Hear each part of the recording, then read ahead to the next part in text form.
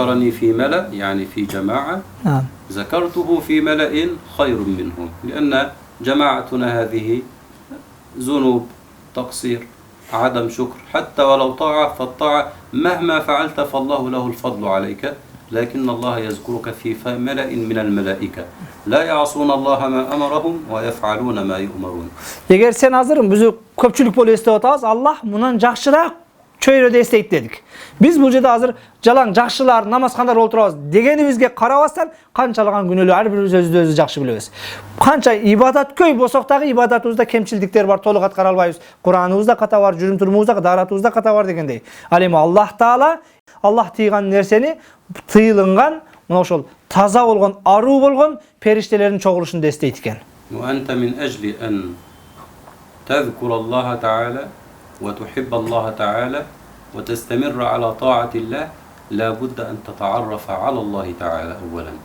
Eğer sen Allah'ını zikir kıl, Allah'ını esteyen, Allah'ını süyömsen, anda sen Allah tuğralı, Allah'ı kenen tanışın gerek. كيف تتعرف على الله من خلال معرفتك بصفات الله تعالى بأسماء الله الحسنى. Kantip sen Allah Taala'nın dağındağı kenen жақшырақ tanıysın, antken sen Allah Taala'nın ısmı sıfatların köyrek tanışın gerek, bilişin gerek. من خلال التفكر في هذا الكون الذي تعيش فيه. En negizgisi mına ошолордун бирөөсү, мына биз жашап аткан ааламды таанып, ой жүгүртүп билүү, муну ким жараткандай кылды, Аллахым шуну чеберсин депчи. Түркүксүз асмандар турат. هذا الكون الذي تعيش فيه من ينزل المطر من السماء. Мына өзүбүздүн эле эгер жаратылыш ушу дүйнөнү кайтып алсак, жамгырды ким түшүрүп атат? من يخرج النبات من الأرض. Жерден өсүмдүктөрдү ким чыгарып атат? من يحيي ويميت. Kim жашоо берип, ким өлтүрүп атат? من يجعلك في صحة ويجعلك في مرض. Kim оору берип, ким денсаулык берип атат? من يجعلك في غنى وفي فقر. Kim байлык берип байлдашат, ким кээ бирөөлөр кедейликте жашап атат? Kim шунун баарын кылып аткан ким? من سخر لك الأرض لتمشي عليها. Жерди бизге моюн сундуруп биз жашообузга шарт түзүп берген ким? عندك كم سنة الآن؟ كيف أصبح جسدك الآن؟ من جعل هذا الجسد يتغير منذ أن كان صغيرا إلى أن وصلت؟ Ар кимин ар кандай возрастасыңар. Бир кичинекей 5 килограмм чыккан, 4 килограмм чыккан ымыркай кичинекей жаш бала элек бүгүн мына 30 жылда, 25 жылда канчалык деңгээлде фигураң, денең өзгөрдү. Ушунун бардыгына ким өсүү, күч берип атат? عندما كنت جنينا في بطن أمك من الذي كان يغذيك؟ من الذي كان يقدم لك الطعام والشراب؟ Эненин курсагында түйүлдүк кезинде сага азык берип, ошо эненин курсагында ким сени өстүрдү бир тамчы суу кезинде? من الذي يعلم كل الأجهزة التي بداخلك التي أنت نفسك ما رأيتها؟ İçindегі, мына ошо сенин өсүшүңө себеп болгон кээ бир органдарыңды өзүң көрүп, өзүң биле элексиң, дагы эле тааныбайсың ичиңде кандай нерселер бар экенин. من الذي يرى الروح التي لا يعلم حقيقتها إلا الله تعالى. Сен рухуңду акыйкатын эч ким билбейт. Бирок ошонун бардыгын Аллах жараткан, Аллах тааныйт. من الذي جعل لك لحظة تولد فيها وتخرج من بطن أمك. Ким сага ушундай бир дене түзүлүш берип, эненин курсагында өстүрүп, эненин курсагынан ушинтип дүйнөгө жараткан. ومن الذي جعل لك لحظة تخرج فيها من الدنيا. Ким сага ушундай бир мүмкүнчүлүк берет, сени бул дүйнөдөн чыгарып берет, bir sekundda bul dünya менен коштошуп тиги дүйнөгө кетесиң. هل يستطيع أحد من الخلق أن يغير هذه اللحظة أو هذه اللحظة؟ Мен силерге жогоруда канчалаган секундтарды айттым, ким жашоо берди, ким эненин курсагынан чыгарды, ким бул дүйнөдөн өлтүрүп кабырга киргизди. Bir секундда баарын өзгөртүп коюучу ким деп суроо берет, мунун баардыгы ким? Жараткан Аллах Таала. Бирок ушунун баарын өзгөртүп кое турган силер тааныган бир авторитет барбы? إذا لابد أن ندرك كما قال الله قل إن الأمر كله لله. Demek ушунун бардыгынан биз терең моюнга алып, туюшубуз керек, сезишибиз керек, бардык иштер Кудайдын колунда. إذا تعرفت على صفات الله تعالى تعرفت على أن الله تعالى هو الرحمن الرحيم. Эгер Аллахтын сыпаттарын таанып биле турган болсак, ал Аллах мээримдүү, ырайымдуу. كم مرة أخطأت في حق الله عز وجل؟ Allah'ın hakkında kança жолу kata ketildin, kança жолу günah kıldın, kança jol namazsız ötkördün. ما شكرت الله تعالى على نعمته. Kança jol Allah bergen nesilige şükür aytpay ötkördük. مع ذلك هل قطع عنك رزقه؟ Oşoga karabasın, kança günah to'ra emas jolga baskandыгыбызга карабастан, biran jol bizge rızkı berбей koydu. هل قال لك ابحث عن أرض أخرى؟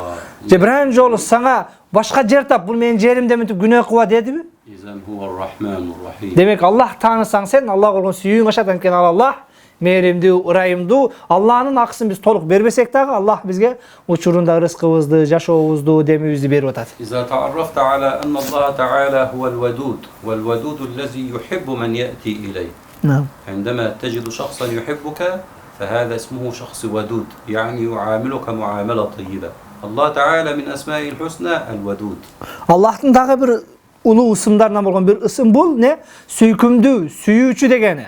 Анткени ал не? Сен кандай абалда барба, сени сүйө берет, жакшы көрө берет. هذا الاسم يجعلك تعلم أن الله تعالى لا يردك خائبا أبدا، لا يردك يائسا أبدا، لا يردك محبطا أبدا. Мына ошо Аллах Тааланын сени сүйүүчү деген, ал-Вадуд деген сыпатына таяна турган болсак, Аллах сени эч качан кой сен мага жакпайсың деп кайтарбайт. Эч сенин үмүтүңдү сындырбайт. Кел пендем, күнөө кылдың башка кылдың деп кечирим менен тосуп алат. الطائع يقول يا رب فيقول الله له لبيك عبدي. Күнөө Аллага моюн сунган пенде, о Роббимди алакан жая турган болсак, бардыгыбыз дуа кылабыз, а? Аллах Таала не керек о пендем дейт экен. والعاصي يقول يا رب فيقول الله له لبيك لبيك لبيك عبدي. Эгер Аллага тооба кылган, намаз окуган адам о Роббим дей турган болсо, Аллах Таала не керек о пендем дей турган болсо, күнөөкөр пенде о Роб дей турган болсо, зына кылган, арак ичкен, бузук адам ушундай иш кыла турган болсо, Аллах Таала 3 жолу кайтарат экен. Не керек пендем деп. في الحديث القدسي يا ابن آدم Аллах Таала хадиси кудсиде мындай дейт. إنك ما دعوتني ورجوتني غفرت لك على ما كان منك ولا أبالي. О пендем, сен менден кандай үмүт кылып дуа кыла турган болсоң, мен сенин күнөөлөрүңдү кечиремин. يا ابن آدم لو بلغت ذنوبك عنان السماء ثم استغفرتني غفرت لك. О менин пендем, сенин күнөөлөрүң 7 кабат асманга жетип толтурса дагы, бирок андан кийин менен кечирим сурасаң, баарын кечирем. يا ابن آدم لو أتيتني بقراب الأرض خطايا ثم لقيتني لا تشرك بي شيئا لأتيتك بقراب. О пендем, жер толо күнөө менен кесең дагы, бирок ошол жер толо күнөөңдүн ичинде мага бир ширк кошкон, капырчылык эле болбогон болсо, мусулман болуп туруп, пендечилик кылып, жер толо күнөө менен кесең дагы, канча күнөө менен кесең, ошончо кечирим менен тосуп алам. ذلك في سورة البروج يقول جل وعلا وهو الغفور الودود. Ошоның үчүн Аллах Таала Буруч сүрөсүндө ал кечиримдүү жана сүйүүчү деп айтат. Демек Аллах Таала не кылат экен? Кандай гана күнөө менен барбайлы, бизди сүйүп, жакшы көрүп тосуп алат экен. الله تعالى الودود جعل لك بين كل أذان وإقامة وقت يستجاب فيه الدعاء. Аллах Таала мына ошо сүйкүмдүүлүгүдөн дагы болгон бир сүйкүмдүүлүгү, намаз менен, азан менен кооматтын ортосунда сенин дуаларыңды кабыл алат. الله تعالى الودود جعل لك في كل ليلة قبل الفجر وقت مبارك لا يرد فيه الدعاء. Аллахтын сүйкүмдүүлүгүнөн болгон дагы бир сүйкүмдүүлүгү, багымдаттан мурда кабыл отказ болбой турган бир убакыттар бар, ошол маалдарда сенин дуаңды Аллах кабыл кылат. شخص مريض ماذا يفعل؟ Ооруп يتركه حتى يموت أم يأخذه إلى المستشفى؟ калган бир тууганыбыз боло турган болсо, өлгүчө таштап коебузбу же больницага алып барабызбы? يعطيه الطبيب العلاج فيشفى بإذن الله. Врач үкөл берет, ошо Аллахын себеби менен, Аллахын уруксаты менен айыгат. هذه الطاعة تقابل هذا الطبيب الذي أعطاك العلاج. Биздин Аллага тооба кылып дуа кылганыбыз, мына ошол жараткан Аллахта, больницага барып врачтын дарысы берген сыяктуу эле. Дуа кылсак, ошол дуанын берекети менен Аллах Таала мүмкүнчүлүк берет. إذا أنت تذهب إلى ربك مريضا تخرج من لقاء الله وأنت مشفى وأنت في قمة الصحة والعافية. Аллаху акбар деп намазга киргенде сен больницага киргендей болосуң.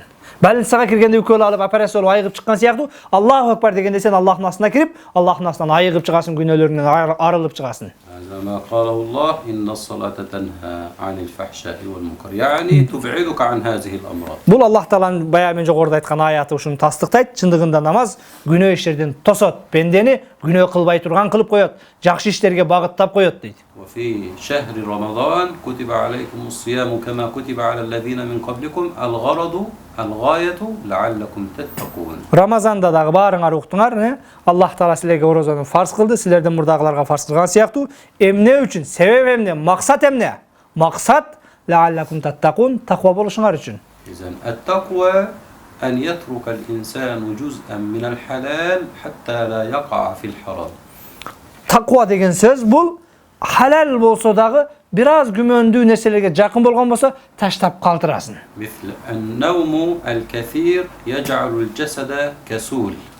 Көп уктагандык бул дененин адамды жана жалкоо кылып коет. ويأتي بالمرض للإنسان. Адамга башка ооруларды пайда кылат. فيترك الإنسان كثرة النوم من أجل ألا يصل إلى شيء خطير وهو المرض.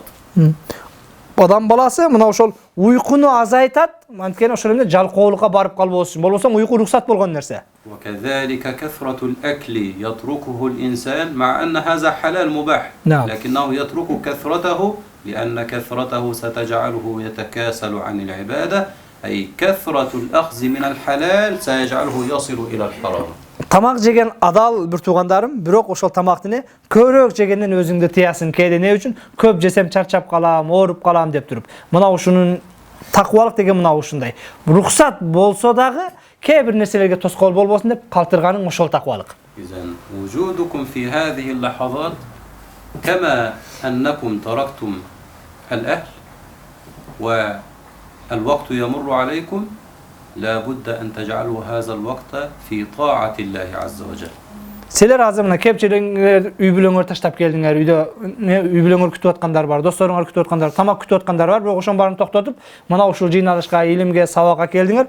Ушунун бардыгы мына ошол силерни seni ibadatta hazır vakit ötkörütkanın delili. وكل مجلس تجلسونه لا بد أن يحدث فيه تغيير عما كنت قبل أن تجلس.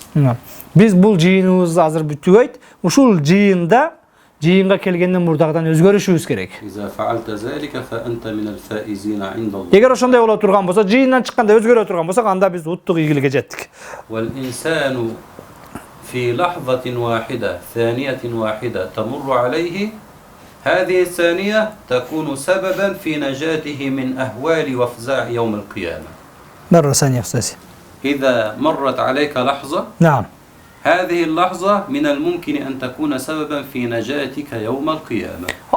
Kebir jашоодогу sen кездештирген секундтар болот, минуттар болот. Ошол минут түбөлүктүү эртең кыяматтагы азаптан кутулууга себеп болушу мүмкүн. نحن نذكر حديثا شريفا هذا الحديث الشريف يذكر فيه صلى الله عليه وسلم سبعة أشخاص. Biz aselege bir hadiste aytamın. Mana oşol hadiste Peygamber sallallahu aleyhi ve sellem 7 türdүү adamды баяндайт. Ba'da hazal hadis inşallah naxtima. İnşallah. Yuzilluhumullahu fi zillihi yawma la zilla illa zilluh. Peygamber oşol hadiste Allah Taala 7 türdүү adamды özünün kölökösüne alat. Hiç bir kölökö jok uçurda. نريد فقط عندما نقول الحديث أن تقول كل واحد فيهم هل وظيفته أو العمل الذي قام به يأخذ وقت كثير أو يأخذ وقت قليل. Mana oşol Peygamber sallallahu aleyhi ve sellem 7 türdүү adam hiç bir kölökö jok uçurda Allah Taala kölökösüne alat degen. Oşol 7 türdүү adamdын катарына кириш үчүн узак вакыт ömür керекпи же какой-то bir sekundlar керекпи экенин карап тургула. الأول إمام عادل. Birincisi adilettүү padişah. وقت كثير أم قليل؟ Vaqt köp mü az mı? وشاء وقت طويل. نعم طويل. معادل هذا 5 سنوات 10 سنوات أكثر نعم. من هذا أقل المهم وقتك الطويل حتى نعم. يكون عادل. شاب نشأ في عبادة الله. Ana birincisi adilettүү padişah боло турган болсо, бул да узак вакыт алат. 10 жыл, 20 жыл, 30 жыл падишah болушу мүмкүн. Экинчиси жаштыгынан ибадатка берилген пенде. شاب نشأ في عبادة الله. الشباب مرحلة صغيرة أم مرحلة كبيرة؟ Marhala kebira. إذن تأخذ وقتا كثيرا. Ana ошол жаштыгынан ибадатка байланган деген дагы бир канча вакыт алат. ورجل قلبه معلق بالمساجد. Анан үчүнчүсү жүрөгү мечиттерге байланган адам дейт Peygamber hadiste. يعني حتى وهو جالس معنا الآن يفكر في المسجد كأنه ترك قلبه في المسجد. Az biz meni oltursa dagы мечитке барышым керек, куфтанга барышым керек эле деп не жүрөгүн мечитке ташап келгенде мечитке ашыгып турат, шашып турат. إذن هؤلاء الذين ذكرناهم أوقاتهم طويلة وكثيرة. Жогоруда биз 3 адамды айттык, адилеттүү падыша, анан жаштыгынан ибадатка байланган, анан жүрөгү мечитке байланган. Бул үчөөсүндөй болуш үчүн не керек экен? Узак убакыт керек. ورجلان تحابا في الله اجتمعا عليه وتفرقا عليه. ممكن في لحظة واحدة رآه أحبه قال أحبك في الله ثم ما رآه بعد ذلك. Төртүнчүсү эми бул жагы жанагы аз убакыт ала тургандар. Ал мына ошол Allah үчүн бирин бири сүйүп, ажыраганда да Кудай үчүн ажырагандар. Жолукканда бир тууганым мусулман экен, сизди жакшы көрдүм дедиң, таркаганда дагы болуптур, мен сизди жакшы көрдүм деп таркап кеттиң үйүңө. Кайра ошо боюнча өмүр бою кезикпедиң, бир мүнөткө жолуктуң, 2 мүнөткө жолуктуң, бир жолукканда Кудай үчүн сени сүйөм мусулман бир тууганым деп койгондугуң үчүн Cenab-ı Allah Teala hiçbir kölöke jokşada kölöke giresin. İzen bi lahzatin vahide kânet sebeben fi necatihi min ahvali yevmil kıyam. Bir kança sekund tübölüktü azaptan kurtuluşuna sebep olur. Raculun zekarallaha haliyen fefadat ayna. Ente tekulu ya Allah kalbuka haşa'a aynuka dema'at fi lahzatin vahide necavte min yevmil kıyam. Beşinchisi bul dagı ошол секундта эле ишке аша турган нерсе, жалгыз калып Аллахны эстеп көзүнөн жаш чыккан. Кудайдан коркуп, жакшылыгын үмүт кылып, "О Раббим" деп бир тамчы көз жаш чыкты, бир тамчы көз жаш канча секундта чыгышы мүмкүн? Ошол секунд түбөлүктүү тозак азабынан кутулушуңа себеп болот. Raculun tasaddaqa bi sadaqatin fa akhfaha hatta la ta'lama shimaluhu ma anfaqat min. Ente tunfik fi kam? Fi ta'khuz sa'atayn tunfik am fi lahza wahida akhrajta al-mal. Altınчысы мына ошол оң колу бергенди, сол колу билбеген садака кылуучу. Реклама кылбастан не? Жашыруун, акырын көргөзбөй берет. Буга көп убакыт керекпи, жок? Мада өлө берип койсуң, 1 секунд, 2 секунд, бирок ошол 1 секунд, 2 секундтук нерсе түбөлүктүү азаптан кутултат. Wa raculun da'athu imra'atun zatu mansibin wa jamalin. Жетинчиси бул мына ошол Пайгамбар эртең кыяматта Аллах Таала жетиптүү адам көлөкөсүн алат. Эч бир көлөкө жок учурда дейт. Ошолордун 3-өсүн аткарыш үчүн узак убакыт келе турган болсо, акыркы 4-өсүнө убакыт аз кетет экен, какой-то бир секундта боло турган иштер экен, түбөлүктүү азаптан кутулушуңа себеп болот. Ошол жетинчиси сулуу аял, мансабы бар, байлыгы бар, үйү бар, машинасы бар аял сени төшөккө, бузугулукка, зынага чакырган учурда Кудайдан корком деп кайтып келсең, бул дагы канча секунд болот? Кой башымды оорутпа деп кетип калыш, бул 1 секунд, 2 секундтук нерсе. Ошол секундтар түбөлүктүү тозак азабынан куткарат. Меллези нестафидуху мин хазал хадиси шариф أن كل عمل تقوم به حتى ولو كان وقته لحظة واحدة ممكن يكون هو السبب في نجاتك. Жогоруда биз бир канча окуяларды, себептерди айттык. Ошолордун кимисин аткарба. 1 секунд, 2 секундта боло турган иштер, бирок ошол 2 секундтук сен Кудайдан коркуп кылган иш, Кудайдан коркуп чыгарган чечимиң түбөлүктүү азаптан кутулушуңа себеп болот, урматтуу бир тууганым. بالختام نؤكد أن دين الإسلام كما أخبر رسول الله إن الدين يسر. Жыйынтыгында силерге баса белгилеп айтайын дегеним, Пайгамбар саллаллаху алейхи ва саллям баса белгилейт, чындыгында ислам дини бул жеңил дин. المهم أنت أظهر من نفسك الخير الله تعالى يفتح لك كل الطاعات. Эң негизгиси сен өзүңнөн не жакшылыкты ашыр, жакшылыгыңды көрсөт, Аллах Таала сага бардык жакшылык иштерин ачат. إن شاء الله في اللقاءات القادمة نكمل ما بدأنا. Иншалла дагы бир Кудай насип кылып, дагы бир жолугуп кездеше турган болсок, дагы бир канча ушул айткан сөздөрүбүздүн уландыларын сиздер менен иншалла кошумчалайбыз дейт. Алла разы болсун. Аллах Таала жардам берсин. Амин. Амин. Аллахым бул келген бир туугандардын баарынан өзүң разы бол. Иштерин жеңил кыл. Көкүрөктөрүн ач. Рызкыларын кенен кыл. Аллахым буларга ибадат кылуун жеңил кыл. Аллахым өзүңдү эстөөчүлөрдөн кыл. Жакшы амалдарын кабыл кыл.